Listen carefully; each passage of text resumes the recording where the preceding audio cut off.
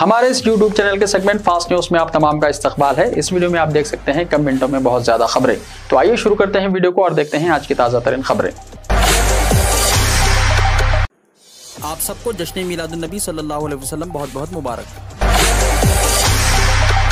शहर हैदराबाद में मिलादुन नबी सल्लल्लाहु अलैहि वसल्लम का जोशो खरोश। शहर हैदराबाद में जश्न मिलादुन नबी सल्लल्लाहु अलैहि वसल्लम का काफी जोशो खरोश देखा जा रहा है। गुज़िश्ता 2 साल से कोरोना वबा की वजह से ईद मिलादुन नबी सल्लल्लाहु अलैहि वसल्लम बड़े पैमाने पर नहीं मनाई जा सकी। ताहम इस मरतबा ईद मिलादुन नबी सल्लल्लाहु अलैहि वसल्लम की धूम देखी जा रही है। पुराने शहर हैदराबाद के मुख्तलिफ मुकामात पर सब्ज परचम लगाए जा रहे हैं।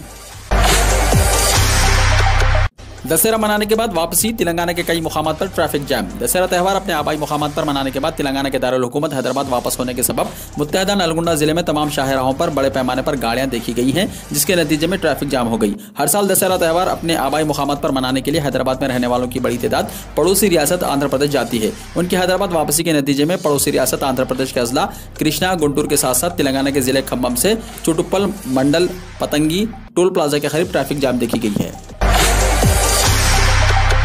नुमाइश ग्राउंड पर मिनी नुमाइश जारी, आवाम का बेहतर रद्दमल। हैदराबाद के इलाके नामपल्ली में नुमाइश ग्राउंड पर मिनी नुमाइश जारी है, जिस पर आवाम का बेहतर रद्दमल सामने आया है। इस मिनी नुमाइश में 300 आरजी स्टॉल्स लगाए गए हैं। ये नुमाइश 31 अक्टूबर तक रोजाना शाम 4 बजे से रात 10:30 बजे तक जारी रहेगी। हैदराबाद में प्याज और टमाटर की कीमतों में अचानक इजाफा। तेलंगाना के मुख्तलिफ इलाकों में गुज़िश्ता चंद दिनों से हुई बारिश की वजह से तरकारी की कीमतों में काफी इजाफा हुआ है। खासतौर पर रोजाना खाने में इस्तेमाल में होने वाली प्याज और टमाटर की कीमत आसमान को छू रही है, जिसकी वजह से आम आदमी परेशान है। हैदराबाद में गुज़िश्ता हफ्ते तक 100 रुपये में 4 ता 5 किलो के हिसाब से फरोख्त की जाने वाली प्याज अब फी किलो 40 से 50 रुपये में फरोख्त हो रही है। कीमतों में गैर मामूली इजाफे से आम आदमी परेशान है। तेलंगाना के अजला से हैदराबाद को टमाटर की फराहमी में शदीद कमी आई है। हालिया बारिश की वजह से फसलों को नुकसान हुआ है और तलब की तकमील नहीं हो पा रही है। मौजूदा तौर पर रिटेल मार्केट में 1 किलो टमाटर की कीमत 50 से 60 रुपये फरोख्त हो रही है। हैदराबाद के बाजारों में आमतौर पर रोजाना 150 से 180 लारी टमाटर दरामद किया जाता है, लेकिन अब ताजिरों का कहना है कि फसलों के नुकसान की वजह से डेली 80 लारियां भी हैदराबाद नहीं आ रही हैं, जिसके सबब टमाटर की कीमतों में इजाफा दर्ज किया गया। हैदराबाद जाने वाली बस में लगी आग, 26 मुसाफिरीन बाल बाल बच गए। रियासत तेलंगाना के जंगांव जिले में प्राइवेट ट्रैवल्स की बस में अचानक आग लग गई। कल शब कौमी शाहराह पर प्राइवेट ट्रैवल्स की इस चलती बस में अचानक आग लग गई, जिस पर बस में सवार तमाम मुसाफिरीन ने चीखों पुकार शुरू कर दी। ताहम ड्राइवर ने फौरी चौकसी का मुजाहरा करते हुए बस को सड़क के किनारे रोककर तमाम मुसाफिरीन को महफूज तौर पर नीचे उतारने में कामयाबी हासिल की। इस वाक़े के वक्त बस में करीब 26 मुसाफिरीन सवार थे। आग के साथ ही तमाम मुसाफिरीन नीचे उतर गए। यह बस छत्तीसगढ़ के जगदलपुर से हैदराबाद को आ रही थी। शुबा किया जा रहा है कि शॉर्ट सर्किट आग लगने की वजह है। गैर मजाज तामीर पर रेवंत रेड्डी की इजहार बरहमी। तेलंगाना प्रदेश कांग्रेस कमेटी के सदर और मलकाजगिरी के रुकने पार्लियामेंट रेवंत रेड्डी ने शहर हैदराबाद के उप्पल चौराहे पर गैर मजाज तामीर पर बरहमी का इजहार किया। उन्होंने उप्पल चौराहे पर गैर मजाज तौर पर जेर तामीर मल्टीप्लेक्स पर सवाल उठाते हुए वजीर बल्दी नज़्म व नस्क के तारक रामाराव को ट्वीट किया। उन्होंने तेलुगु जबान में किए गए ट्वीट में कहा कि गैर मजाज तामीर के खिलाफ की गई शिकायत पर ओहदेदारों की जानिब से कोई तवज्जो नहीं दी गई है।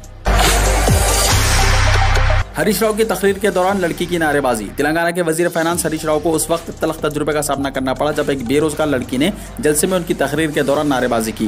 वो हुजूराबाद के ज़िमनी इंतखाब के सिलसिले में इतवार की रात जलसे से खिताब कर रहे थे कि इस लड़की ने सरकारी मुलाजिमतों को पुर करने के लिए मुलाजिमतों के नोटिफिकेशन की इजराई का मुतालबा करते हुए नारेबाजी की। नरसिमुल्लापल्ली देहात से ताल्लुक़ रखने वाली निरुषा नामी बी फार्मेसी की तालिबा ने वजीर की तकरीर के दौरान ये नारेबाजी की और तकरीर में मदाखलत की। जलसे के बाद निरुषा को पुलिस ने हिरासत में ले लिया। डबल बेडरूम मकानात का मुतालबा। तेलंगाना के वजीर हरीश राव का पुतला नजर आतिश। तेलंगाना हुकूमत की गरीबों को बावखा डबल बेडरूम मकानात के मुफ्त फराहमी की स्कीम के तहत वादे के मुताबिक मकानात फराहम करने में नाकामी का इल्जाम लगाते हुए सिद्दीपेट जिले गजवेल मंडल के कोलगूर देहात के अफराद ने वजीर फाइनेंस हरीश राव का पुतला नजर आतिश किया। सिद्दीपेट हल्के की असेंबली में हरीश राव नुमाइंदगी करते हैं। गाँव वालों ने डबल बेडरूम मकानात की फराहमी के मुतालबे पर एहतजाज किया। 10 महीने बाद तेलंगाना असेंबली के इंतखाबात। रेवंत रेड्डी ने कहा। तेलंगाना पीसीसी के सदर रेवंत रेड्डी ने पेशकशी की है कि आइंदा 10 महीनों में तेलंगाना असेंबली के इंतखाबात मुनक्किद होंगे। मीडिया के साथ चिट चैट करते हुए रेवंत रेड्डी ने कहा कि आइंदा साल अगस्त 2022 में गुजरात के इंतखाबात होने वाले हैं। उसी वक्त तेलंगाना असेंबली के इंतखाबात करवाने का चीफ मिनिस्टर चंद्रशेखर राव ने फैसला किया है। उन्होंने कहा कि वजीर आजम नरेंद्र मोदी की ईमा पर चंद्रशेखर राव काम कर रहे हैं। अनकरीब मुनक्किद होने वाले उत्तर प्रदेश के इंतखाबात में चंद्रशेखर राव बीजेपी की मदद करेंगे। बदले में बीजेपी इन्हें गुजरात के साथ तेलंगाना के इंतखाबात करवाने की सहूलत फराहम करेगी। रेवंत रेड्डी ने कहा कि हुजूराबाद असेंबली हल्के के ज़िमनी इंतखाब के बाद टीआरएस पार्टी में फूट पड़ सकती है। कोटला में नाले से एक शख्स की लाश बरामद। कोटला टाउन में 3 दिन पहले लापता होने वाले एक मुअम्मर शख्स की लाश नाले में बरामद हुई। तफसीलात के मुताबिक 3 दिन पहले 75 साल राजा मलिया अचानक लापता हो गया था। इसके घर वालों ने काफी तलाश किया लेकिन कोई पता नहीं चल सका। आज राजा मलिया की लाश रविंद्र रोड के नाले में बरामद हुई। समझा जाता है कि 3 दिन पहले कोटला में हुई शदीद बारिश के दौरान राज्य पानी में बह गया था। ताहम पुलिस इसकी मौत की तहकीकात कर रही है। मालूम हुआ है कि राज्य का जहनी तवाजुन भी ठीक नहीं था। केरला में शदीद बारिश, मकान पानी में बह गया, वीडियो हुआ वायरल। केरला में शदीद बारिश और सैलाब ने काफी तबाही मचा रखी है। बारिश की वजह से अब तक रियासत भर में 26 अफराद की मौत हो गई है। सबसे ज्यादा तबाही कोटायम जिले में देखी जा रही है, जहां इतवार को सैलाब से एक इमारत पानी में बह गई। कोटायम जिले के मंदुकायम इलाके में वाक़ मनीमाला नदी में सैलाब ने काफी तबाही मचा दी है। नदी के किनारे एक मकान सैलाब में बह गया। ये वाक़या इतवार की सुबह पेश आया। ताहम हादसे के वक्त मकान में कोई नहीं था, जिसकी वजह से बड़ा हादसा टल गया। हुक्काम जिन्होंने इस खतरे की निशानदेही की, उन्होंने पहले ही घर में मौजूद अफराद को बाहर निकाल दिया था। इससे एक बड़ा हादसा टल गया। इस मकान के पानी में बह जाने का वीडियो सोशल मीडिया पर वायरल हो गया। केरला में जमीन खिसकने के दौरान दिल दहलाने वाला वाकया, मां और बेटे की लाशें एक दूसरे से गले मिलते हुए बरामद। एक नाकाबिले बर्दाश्त नजारा है जब केरला में मलबे के नीचे मां और बेटे की लाशें एक दूसरे से गले मिलते हुए दस्तयाब हुई हैं। रेस्क्यू टीम के अरकान ने इन लम्हात का जिक्र किया जब राहतकारी के कामों के दौरान इन्हें ये मंजर नजर आया। वो इतवार 17 अक्टूबर को केरला के अडुकी जिले के कोइकिर गांव में मिट्टी के तोदों में दबे हुए लोगों की तलाश में थे। कीचड़ और मलबे के ढेर से इन्हें निहायत ही दर्दनाक और करबंगेज मंजर दिखाई दिया। जब टीम ने बारिश के दौरान मलबे को हटाया तो इन्हें 3 बच्चों की लाशें मिली। तीनों अपनी मौत के बावजूद एक दूसरे को गले लगाए हुए थे।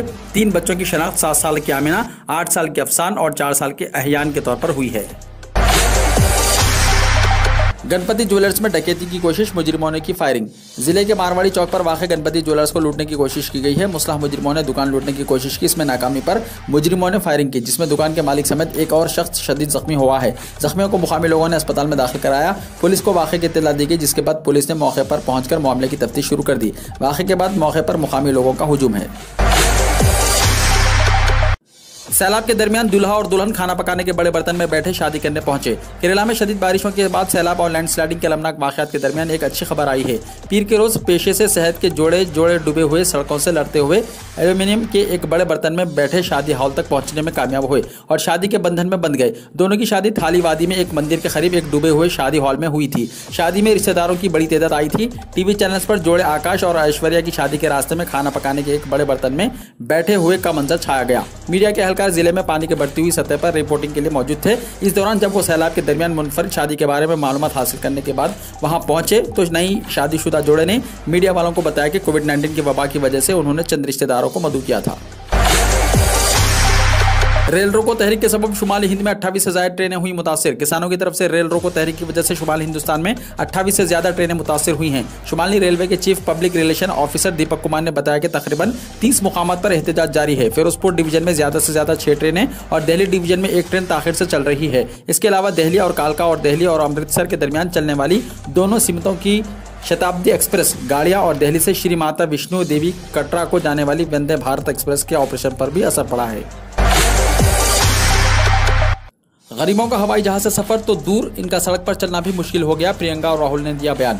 कांग्रेस के साबिक सदर राहुल गांधी और पार्टी के जनरल सेक्रेटरी प्रियंका गांधी वाड्रा ने पेट्रोल और डीजल की कीमतों में इजाफे पर मोदी हुकूमत को निशाना बनाते हुए कहा कि चप्पल पहनने वालों को हवाई जहाज से सफर करने आने की बात करने वाली मोदी हुकूमत ने महंगाई इतनी बढ़ा दी है कि गरीबों का हवाई जहाज से सफर तो दूर, उनका सड़क पर चलना भी मुश्किल हो गया है। मिस्टर गांधी ने ट्वीट किया, ये एक बहुत ही संगीन मामला है। इलेक्शन वोट सियासत से पहले आते हैं। लोगों की आम जरूरियात भी आज पूरी नहीं हो पा रही है। मोदी अपने दोस्तों को फायदा पहुंचाने के लिए आवाम को धोखा दे रहे हैं, लेकिन मैं आवाम के साथ खड़ा हूं और अपनी आवाज बुलंद करता रहूंगा।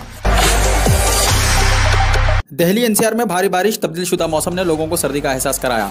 कौमी राजधानी दिल्ली समेत एनसीआर में मौसम ने रुख तब्दील करना शुरू कर दिया है। इतवार के रोज से शुरू होने वाले झमाझम बारिश पीर के रोज तक लगातार जारी रही। पीर की सुबह दिल्ली के बेशतर इलाकों में मौसलाधार बारिश भी नजर आई। महकमे मौसमियात के मुताबिक ये बारिश मजीद जारी रह सकती है। इधर नोएडा में भी इतवार की रात से लगातार बारिश हो रही है। बारिश की वजह से मौसम तो खुशगवार हो गया, लेकिन तेज हवा के दौरान लोगों को सर्दी का एहसास भी होना शुरू हो गया है। मुसलसल बारिश की वजह से दर्जे हरारत में कमी वाक़ई हुई है।